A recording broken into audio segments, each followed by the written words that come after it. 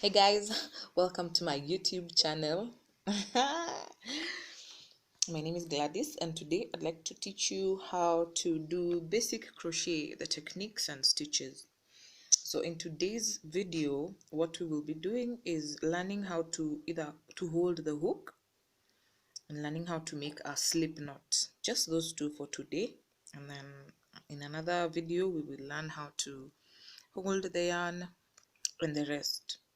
So with holding the hook, there's really no specific right or wrong way to hold it. You can hold it, most people hold it like a pen, or some people, let me not say most, but some people will hold it like a pen, and others will also hold it as if you're holding like a knife. Yeah, so you grip the flattened section of the crochet hook, and then we'll also learn how to make a slip knot. So making a slip knot, well, yeah, you will pull the yarn to a certain length.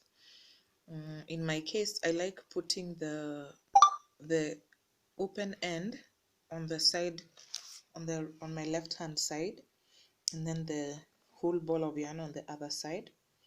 So first you'll fold over, and then you can use your hook or your finger.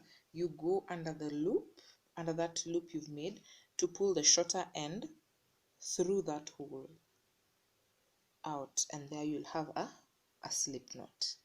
So thank you for watching this video. I hope you've learned something. If you have any question, put it down in the comment section below, and I'll be sure to get back to you. Thank you for watching, and have a nice day.